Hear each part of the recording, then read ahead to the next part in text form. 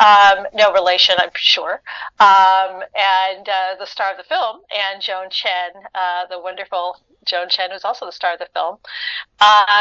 And I just have to say thank you for such a tender, funny, honest portrait of that being that most awkward of ages, 13, and such a beautiful mother-son story, as well as a coming-of-age story, of course. And I love the immigrant story. It also feels quintessentially American in many ways, and it's complex and nuanced and fully realized. And as a person who was once 13 and as a mother, I really related to it. So thank you. Thank all of you. Sean, there's such an honesty to your film, and you really capture that kind of roller coaster ride that is adolescence, and you capture a mother's abiding love for her child and also her maybe unrealized dreams. You said that I love what you said about the movie poster, that a 13-year-old Asian American boy on a movie poster doesn't exist. Can you speak a little bit more about that and sort of how that influenced your making this film? Yeah, well, I mean, I've always been really, really drawn to stories and movies about youth. I don't know why. I think it's just a time in all of our lives, like you said, for anyone who's been like a teenager, it's this time that's so formative and turbulent, and small things feel big and big things are big. And yeah, I've always been really drawn to movies like Stand By Me and 400 Blows and Ratcatcher, and even like Water Lilies. And I've always just really been drawn to those types of stories. And when I kind of grew into my own as a filmmaker and thought about the stories I wanted to tell, I thought, oh, and all of those stories that I love about adolescence and childhood that didn't pander to kids, I never saw the version that starred a kid who looked like me or Izaac, that version of boyhood. And in looking back at my own childhood when I entered my 20s, it felt like there was, stuff that was specific to mine that could hopefully, again, take you on that roller coaster ride of a great coming of age movie. But, have it be seen through our perspective. And as I started writing it, this was like 2017. And in the subsequent years, Lady Bird came out, or maybe Lady Bird had already come out, but Lady Bird came out, Eighth Grade came out, Mid-90s came out, Edge of 17 came out, Moonlight came out, like all these now seminal contemporary classics of what you would consider coming of age genre, and all of their posters are just the protagonist's face, huge. And then it really struck me. I was like, oh, literally the movie that I'm like setting out to make, like I think there's an audience for it. People clearly want this type of movie. And also that movie poster that has Isaac's face on it, an Asian American 13-year-old, like as a fan of these types of movies, I can't think of that poster. I can't think of that movie. And so it just kind of felt like, okay, here's actually an incredible opportunity to try and do something fresh and new. Absolutely. Well, and then also you had movies like Farewell come out, and Minari and Crazy Rich Asians, which seemed like your timing was all the more auspicious. Or people are wanting to see more stories about people who are not your typical white protagonists. Yeah, for sure. I think I think that whole crest of now what we call new Asian American cinema, like this wave of new Asian American cinema, I think the seeds of this were planted before that. And I think there was a moment too, it was like Master of None also, and I had made a short that was my first personal short, and it was all in Chinese. So I think I was just starting to look inward a little bit more while the culture was starting to open up to, what my personal stories just happened to be. And so again, it kind of all aligned. Yeah. In a good time. Yeah. That's fantastic. Joan, I love how nuanced and dimensional your character is. She takes this constant abuse from her mother-in-law. She's ignored or dismissed by her teenage kids. She has to manage things on her own with an absentee husband, and yet she has this creative outlet and artistic dreams of her own. I think just from watching films that meaty roles like this are few and far between. What was your reaction when you read Sean's script? Yeah, as you said, I hadn't encountered a good part like that for a while. I mean, I wasn't working in the United States for quite a long time when parts dried off in a way. I went back to China to work. And so when Sean gave me the script, I was really thrilled. I was impressed how well written that script is. A great coming of age story, as well as wrapped in it a love letter to his own mom. So even though she is a supporting character, she has many facets, and it's quite complete and full and complex and different from a lot of movies like Crazy Rich Asians, that matriarch that is strict and stern. And Joy Luck Club. This is very real, genuine, gentle, full of warmth, and she is also an artist, and she has a sense of humor, even though she is not well adjusted to the American culture, and she's confused about how to really best love her son. It's also fold in there. So every scene that I am in, it's a slight different facet of her, either background or of her, the stage she's in, her relationship with mother-in-law. So it's so well nuanced. The character's so well written. So it was a great opportunity for me. Yeah. Fantastic. Izaac, you are so good in this, and you're a very natural actor. Is this something you wanted to do for a really long time, or when did you decide to be part of the casting call for this? This specifically wasn't something that I was searching for. This was something that I got sent to me, and then it was sent to me by my manager. And then after that, a whole audition process, all the callbacks, and eventually I managed to get the role. But you have a manager, so obviously you've wanted to act, yeah. So I've been an actor for yeah. My origin of acting it's been a while. I started when I was 8 years old. Oh wow! And back then, I guess in my past few years, I've been in a few things, and they've mostly been supporting roles, and they haven't been out there. And they haven't been as big, in my opinion, as Didi has been, because this is my first lead role.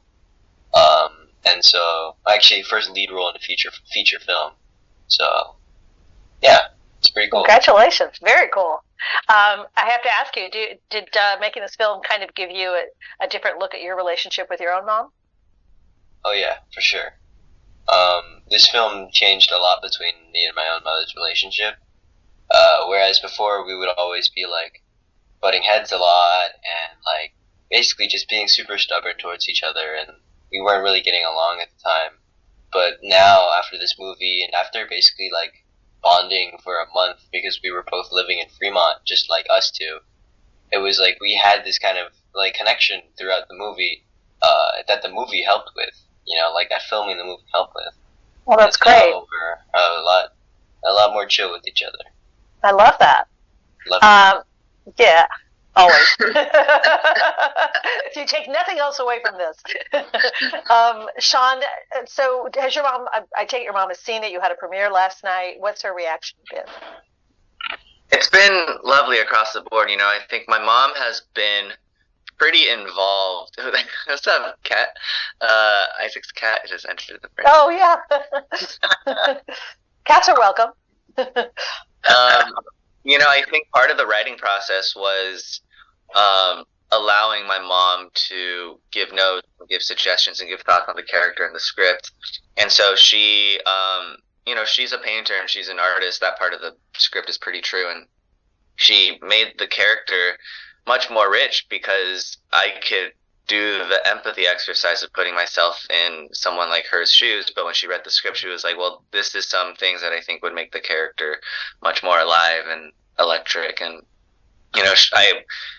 I was a little bit more guarded to that. So long story short, she was, she read the script. She has an associate producer credit on the movie. She was like really helpful in our production, and she was on set every day just to hang out, and it was really special. And she saw the movie for the first time at Sundance, and she hadn't seen any like dailies or rough cuts, but she watched the movie and she loved it. And there's a dedication to her at the very end of the credits, and so I think she was very, very. She didn't expect that. She was very moved. Oh, I love it. Well, we have pre-submitted questions from all around the world, so I want to get to those. Let's see. Claudio from Portugal asks, would you characterize your feature, Sean, as your feature debut, as autofiction? Is that a form you'd like to explore going forward? I've never heard of that term before. I like that. Auto. Yeah, I think my interpretation of the word is, if what I think it is, then yeah, I'd love to keep exploring it. I think in some way, shape, or form, every movie is autofiction. You're kind of, putting some part of yourself, whether it's like a period piece from the 1940s or like a space odyssey. Hopefully you can find your way in and tie it back to something, autobiographical or personal, even if it's not super one-to-one. Uh-huh. David from Australia and Thailand, I guess. He writes for both countries, wants to know, Sean, he wants to know a little bit about the journey with this film. And of course, you've mentioned that it began as a short, in a sense, or started from that. Ish, yeah. I think, again, going back to just my love of movies like Stand By Me and, that ilk of movies about youth. I had tried to make a version of this movie back in like 2014, and this was really, really pre Crazy Rich, Searching, Master of None. And I remember wanting to make a movie inspired by my childhood, and I just didn't have the confidence to like diversify my stories at the time because I was young and I wanted my work to be seen. And it felt like, okay, well, if I cast people who look like me, like I don't think anyone's going to watch it because the culture wasn't reflective of that. And so it was kind of this internal, identity struggle as a filmmaker. I was 19. I didn't have that confidence. And then in 2017, again, I made a short film called 3,000 Miles, and it's chronicled by my mom's voicemails, and she speaks to me entirely in Chinese. And it was the first thing I made that opened any doors for me. I didn't submit it to any festivals. It was like a 5-minute short film, but it just was personal and small and bespoke, and it was for me, and it just did everything I wanted an actual short film to do. And that really inspired me to look inward and really get the confidence to be like, okay, I'm going to mine like versions of my own life that I feel like I'm now confident enough to kind of put that on screen, and then that's kind of, again, going back to this idea, taking a movie like Stand By Me, but having it star kids who looked and talked and felt like my friends, and set it in a place that I know, which was, East Bay, California. And then it was a very patient, slow process from there, writing for 5 years on and off before even considering trying to get it made. And then we started trying to get it made in 2022, shot it 2023, premiere 2024. Comes out in 4 days. Very exciting. That's so cool. So Eric from Canada wants to know, you had the opportunity to workshop Didi at the Sundance Labs. When living with these characters for so long, what was it like to reappraise them and then refine their DNAs by adding or subtracting elements? So I guess he wants you to talk a little bit about the experience at the Sundance Lab and then, refining the characters. Yeah, well, I think, by the time I did the Sundance Directors Lab, I had already been working with Izaac for, it felt like months, we did a lot of callbacks, and I was pretty confident that, I was like, I think Isaac's the one, but we had this opportunity to go to the Directors Lab, and it was there that we just got to film 2 of the most challenging scenes in the movie and put them up on their feet. And, it was essentially a rehearsal time. It was a week of just really, really, really vulnerable, deep collaboration with both Izaac and Shirley, who plays Vivian. And I think, yeah, seeing the movie come alive, in that moment, even though we were shooting in like the woods, and it was like really truly make believe, just seeing Izaac on camera and seeing the way that he carried himself, because we're asking a lot of him to be a 14, 15-year-old, to be in every scene of a movie and carry this big responsibility on his back. I think it was that moment where I was like, oh, this is gonna work, like not just creatively, but again, like emotionally, the responsibility that we're asking of it's hard for me as a 29-year-old to handle all of that. So he really just had the maturity and immaturity.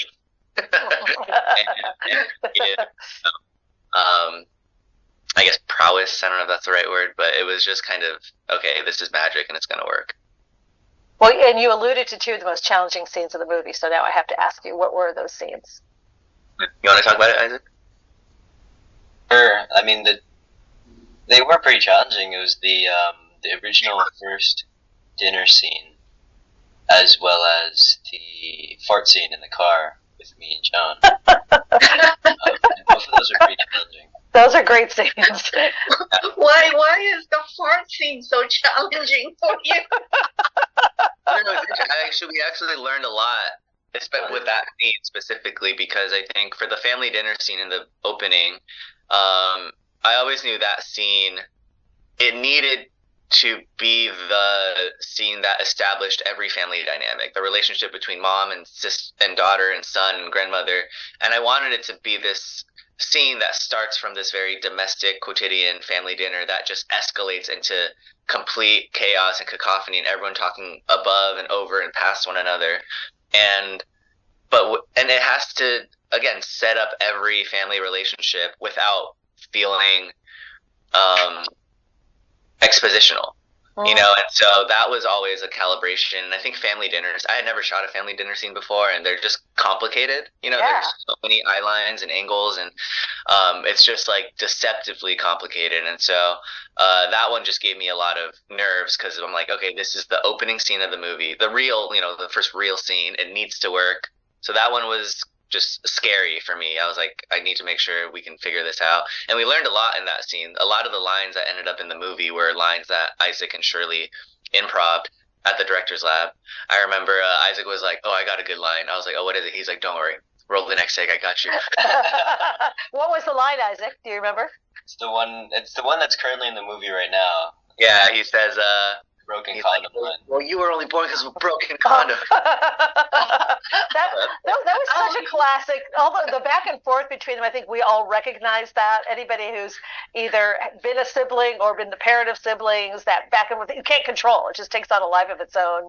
But I would think that would be super challenging to direct the crosstalk and capturing that energy without it feeling forced or without it feeling also like chaotic.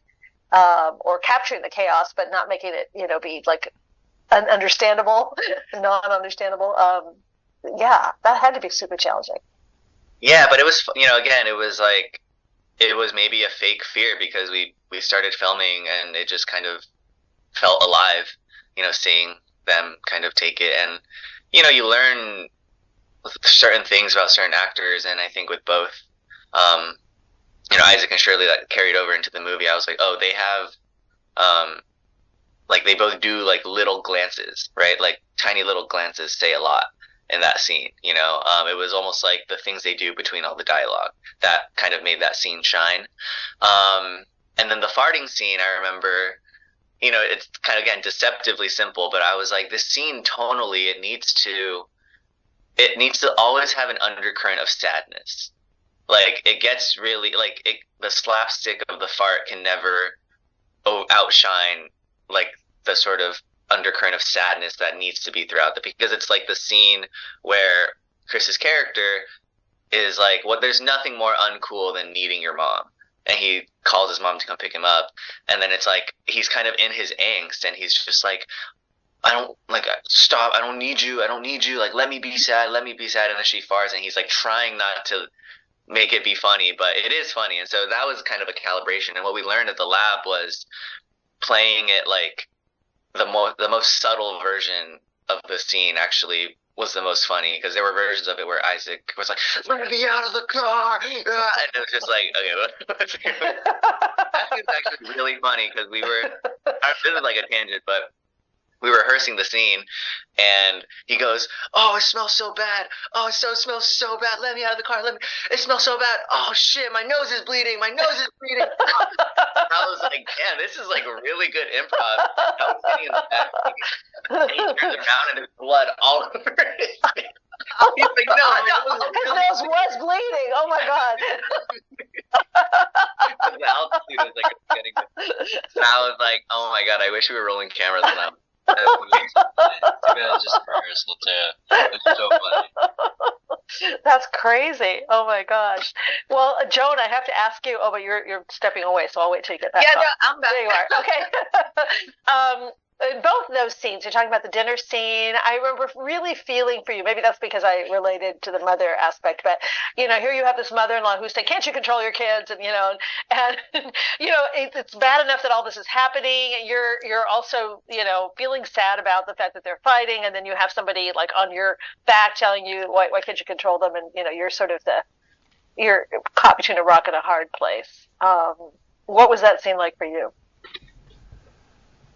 It was really just one first scene. It introduced exactly where she is in her life, and I really didn't have to do a lot, just to take it all in and just trying so hard to control.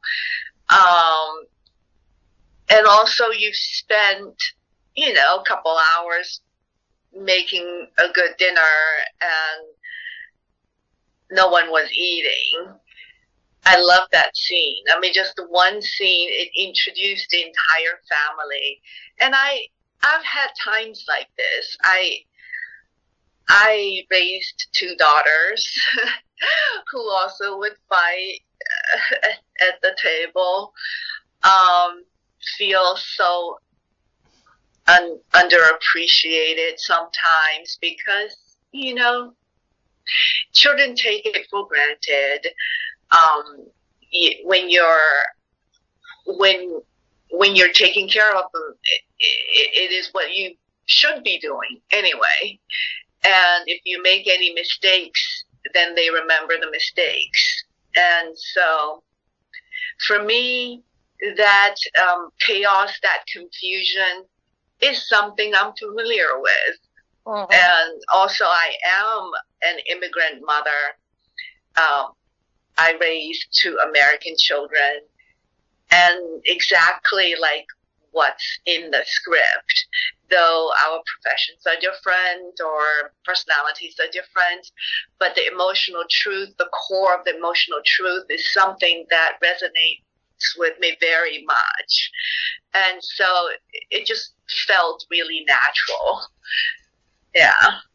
One of the scenes I really loved, that I thought the scene that you were in and Chris was in, where Chris brings his skateboarding friends home and they're to look at the videos, and they had noticed your artwork, and you're standing in the doorway kind of awkwardly, like, "Oh, hi kids," and then they ask about it, and there's a look on your face, you just light up that people are appreciating your artwork. And I thought that was such a moving scene. It was very subtle, but it was just it spoke volumes. Yeah, I'm so glad you noticed that. Yeah, so it is a moment that I wanted to catch. That finally someone sees her talent, and it's completely buried and unseen just around her immediate family. And that's why the last scene in the film, when Izaac and we were just looking at each other, it was so moving to me that, he's still my little boy and he sees me. He knows I love him. Sean, back to Sean. Sean did a great script. He really did. Yeah. I love that last scene too. And because it just kind of leaves it like, okay, we don't know what's going to happen with him. We have a good feeling because we know that his mom loves him and he loves his mom, but we don't know. And I thought that was a perfect ending. It's really beautiful. It doesn't work without these two actors, so. That is true. It's a collaborative thing. So Pat from Canada wants to know, Sean, how your background in making documentary films, like a Marvel Travelogue and 99 White Ball, how that informed your approach to making Didi. And does that bring an authenticity level that you think, or how did it affect what you do? Yeah, well, I can't take a credit for a Marvel Travelogue because I didn't make that movie. There's just another filmmaker named Sean Wang. Oh, okay. Somebody did their research and went a little wrong here. But I don't know if he gets mistaken for me too. I don't know. Somebody needs a middle initial. I know. I'm like, our movies really can't tank because I'm going to ruin his career. He's going to ruin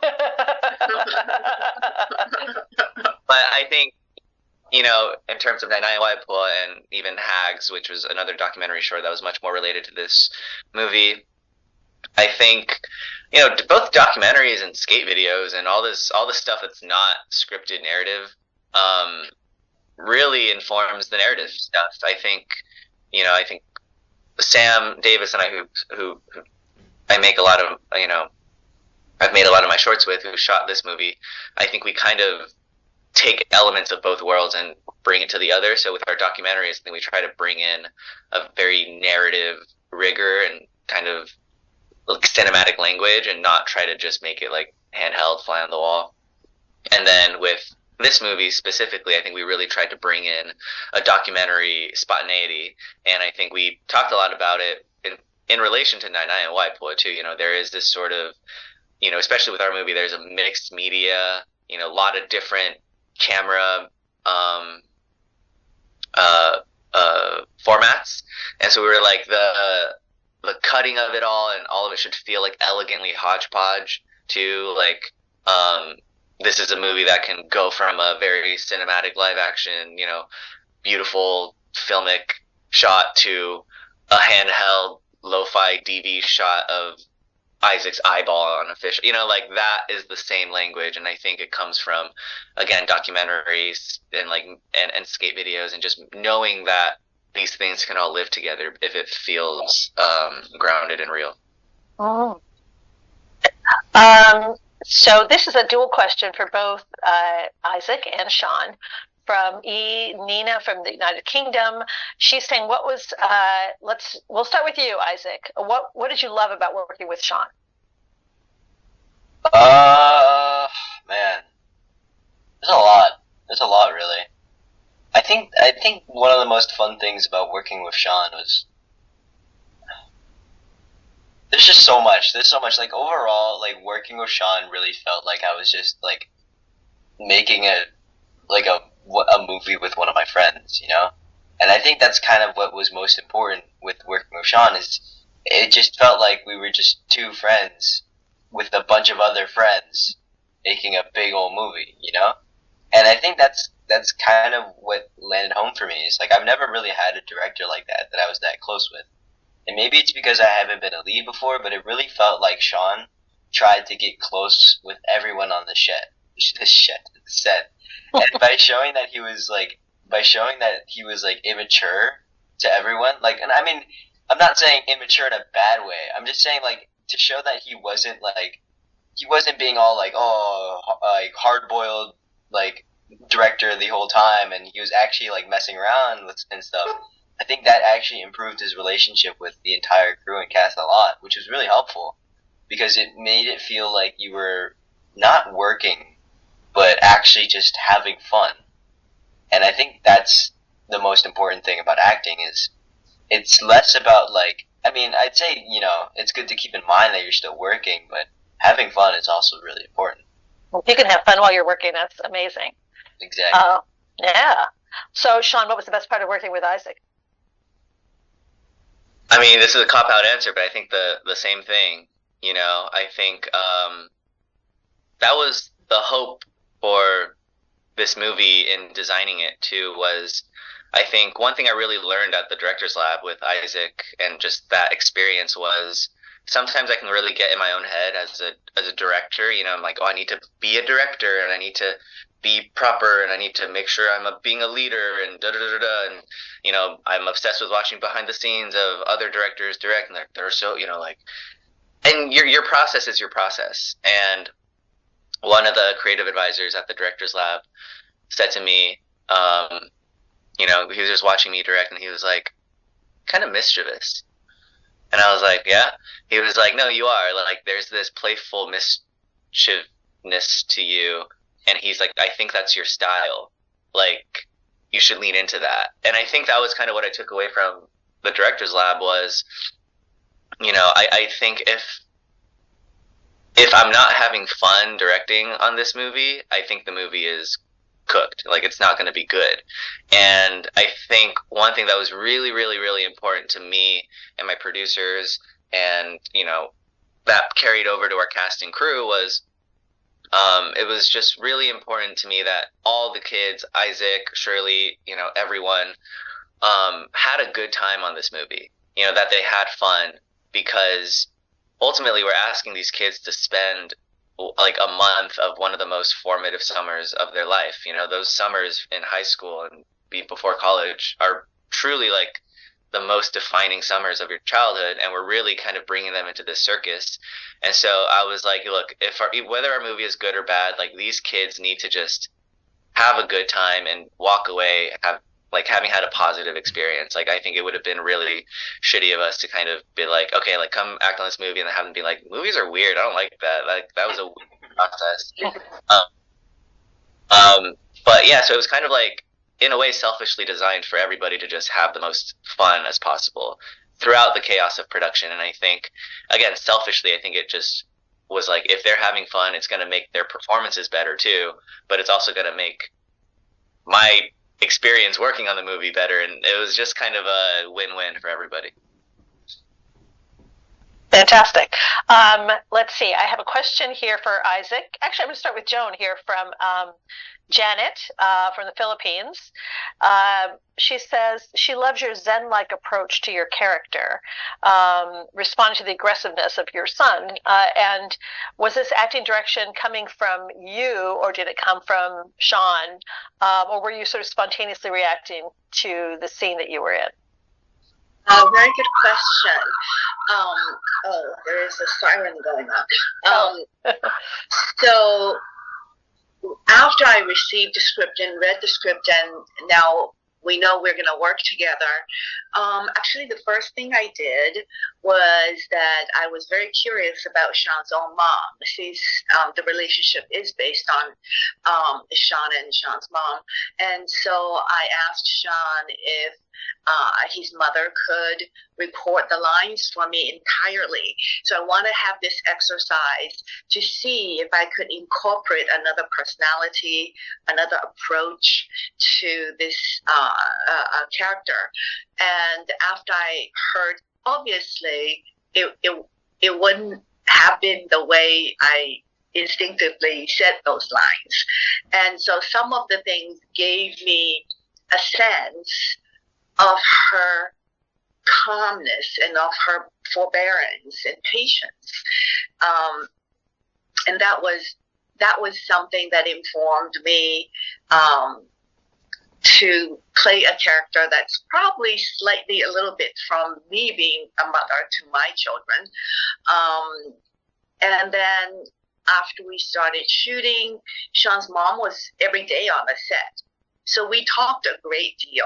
We exchanged about, you know, our kids, how they grew up, and she shared with me the pieces of articles that she wrote on the newspaper about bringing up Sean, actually. So that was an important part of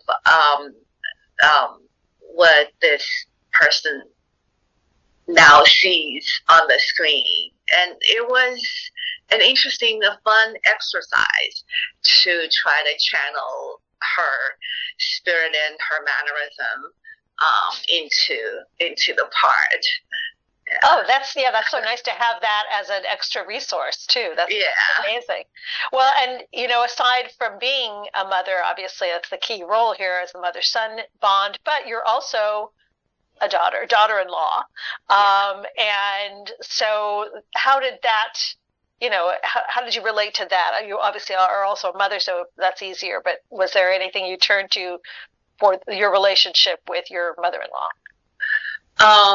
There's some there's some friends who would have this type of relationship, because it is something quite common for the Chinese families to have 3 generations living together, and that's sort of a very each family would have the mother-in-law, daughter-in-law stories. It's always a difficult situation. My own mother-in-law is the best in the whole world, so I don't have that personal experience. But it also goes back to the fact that my husband is absent, and I am now living with a mother who thinks it's all my fault. Right. I'm not doing my job, and in a way, it's my inadequacy, and somehow I can't get my husband to come home. So all of that, there is some sadness and maybe even bitterness about that in the character that I can understand. But she is still a pretty traditional Chinese mother, and also a gentle-hearted person, a loving, warm, empathetic person.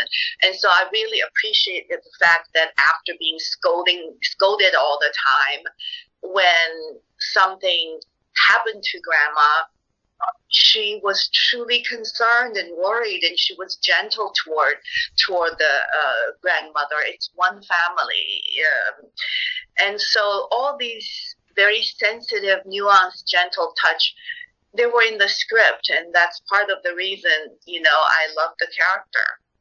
I love those scenes too, when when she has fallen, and then the way your kindness and warmth, and you have that connection, and sort of all the other maybe small resentments or whatever have kind of fallen by the wayside. That's a beautiful scene.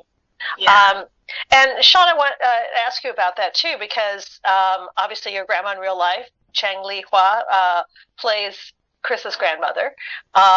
So what is it like to work with your own? I know you did Nai Nai and Waipo, but what is it like to work on a fiction piece like this? Did she memorize her lines? Was that kind of her, or was she improvising, or how did that work? No, she really did her homework. She took it really seriously, and in a way, the short film kind of became like her audition tape. Because obviously it's one thing for me as the director to be like, yeah, I'm going to cast my grandma, but then we have financiers, and we have obviously, someone like Joan as well, and we have, people who ultimately are giving us money to be like, no, I can see that as like a cool, interesting decision. And I think without the short film, they would have been like, what the hell? But they see the short, and I think what the short does is show that my wife, and both the grandmas, but Nai Nai is just too old, I think, to play in our narrative sandbox, but she would have been amazing too. They both have that quality that I think really amazing actresses have, which is their ability to bring you in to empathize with them, and their eyes say so much. There's a shot in Nai Nai and Waipo where Waipo is just kind of rocking back and forth, and you can just see a lifetime's worth of sorrow and pain and longing, and what is the next phase of her life. And she's so charming. She's incredibly charming. And so I was like, after we shot, I was like, I think if we casted her, it could be a home run, but it was still kind of it was a swing, right? It could be a swing and a miss, or it could be a home run. And for a year and a half, 2 years, I was like, Waipo, you're going to play the grandma in our movie, right? And she was like, no, I'm not, I can't do that. That's a real movie. We did a documentary. And I was like, no, but think about it, because you're going to do it. And as we got closer and closer and closer to production, and really putting the movie together, she said, "Well, if you're really that confident in me, like I'll do it for you. You know, I'll do it, and I'll do my best." And when we did officially cast her, her script was so lined. She was so off book, and she had opinions too. I remember, a lot of Chinese grandmothers wear jade bracelets, and I was like, "Cool, you're gonna wear this jade bracelet because Nanai wears it." And she was like, "No, no, no, my character wouldn't wear that. My character is always washing the dishes and doing chores. The bracelet would get in the way." And I was like, "What?" She's like, "Yeah, my character, I don't think she would wear that." Wow. And I was like, and she's like, "But you're the director. If you want me to wear it, I'll wear it. I just don't think she would wear it." And I was like, "Okay, we won't wear it." And then, the first time Joan and her rehearsed a scene, I was the most nervous. I was the one who was like, I hope this works. And we read through it once, and Waipo was incredibly off book and natural, and Joan just put her hand on my shoulder and was like, "You have nothing to worry about. She's amazing." And she was, she was incredibly natural. Joan, to her credit, was incredibly generous too, and warm. And as the sort of trained actress in the equation, I think sometimes Waipo would, it's a different every take kind of with a non-actor, and so Joan was like the water that kind of made it all work, and she would kind of have to, be malleable to sometimes what Waipo would do if she didn't hit her mark or something. But ultimately, I think it's what made it feel electric and alive. Well, speaking of Joan as a trained actress, she's an amazing actress and somebody that, we've all admired and don't get to see enough of on the screens here in our country. So what was that process like for both of you? It's a question for both of you. To get someone of the caliber of Joan Chen in your film, was that intimidating a little bit, Sean? And then Joan, what was your reaction to your interactions? You want to go first? Yeah, actually, I'm curious what you're going to say too, but I mean, the thing with Joan is like, it's weird saying this when, she's listening, but I think there's something so amazing about her in relation to this character, but also just, I think in life, like, Joan's a movie star. Like, she has that ephemeral quality when she's on screen that draws you in, and even with this movie, right, like, there were so many scenes that had, like, that the dialogue I wrote just got in the way. In the edit, we were like, Joan's look there communicates everything. And we ended up just, like, slicing the dialogue I wrote because it was just, like, expositional and you didn't need it. Her face and her eyes did everything. And I think what she gave the character was, on one hand, again, that sort of grandeur of that star quality. But she, again, to her, what she's like, she's also an immigrant mom. Like, there's a warmth and a groundedness that meets in the middle, and yeah, like, working with her never felt like, I had, like, I never felt like when I did feel self-conscious, it wasn't because she made me feel self-conscious. It was because, like, I would start thinking, like, oh man, like, she's worked with Ang Lee, like, am I saying the right thing? But I don't know, anytime I thought that, it was always before I talked to her. And then once we, like, got on the phone or actually were in the weeds working together, it was so natural and easy and collaborative, and she never made me feel like a first-time director, right? I never felt that. There was just so much love and so much care and so much warmth from her that, again, I feel very lucky for, because I think that's, it really helped create the environment that I really dreamt of having on set, which was communal and, again, to Isaac's point, like, fun. Right, making sure everybody was on page, making the same movie, and could be a little silly and goofy and loud, and not afraid to be themselves. Wow. Oh, okay. Gee. Okay, that was so nice. Yeah. Yeah, your turn. So, when I first received the script, and along with the script, there was a beautiful letter that Sean wrote me. At that time, he was 28, and he said, I am a 28-year-old filmmaker. And it was a beautiful letter with the lookbook. And it was one of the best lookbooks that I had seen. It really, the entire detailed vision of what this film would be like. And as I read the script and I looked at the book, and there is such a genuine, he has a very, really pretty high class aesthetics, but just all the lookbooks look mundane, like nothing too special. But then you also see there is a vision visually. There is a vision to it. I remember it's like a photograph of a pile of laundry, even just all these extremely mundane things. And with the script, I could see that this young man had this sensitivity, a very nuanced touch, this vision that in the seemingly mundane life details he grasped, he felt that poignancy, beauty, humor, poetry in it. So I really wanted to do the film. I was a little worried. I said, Sean, I am not physically capable to give birth to a 13-year-old. You know that. And I was worried about whether or not, it would ruin that entire authentic family if there is one element that's sort of not believable.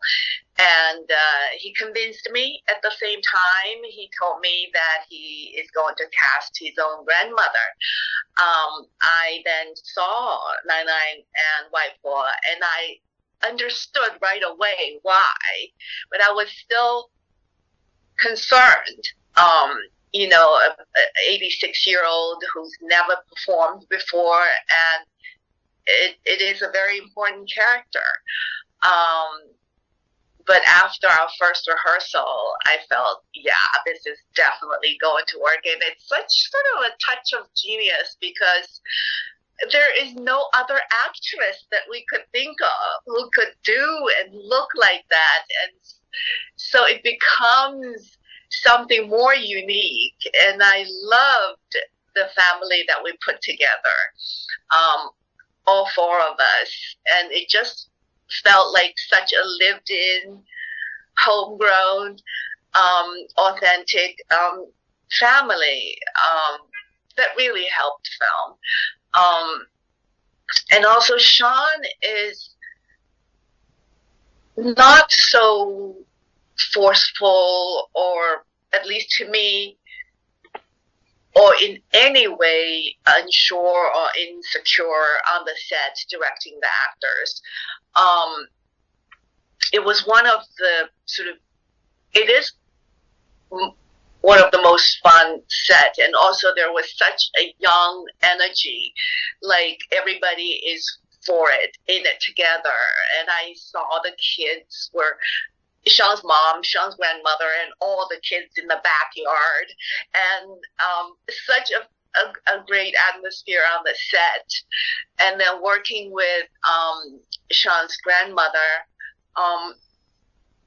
there is something so different and refreshing and unique, even though, like Sean said, there were times that we need to cater to her timing a little bit, but which is totally fine.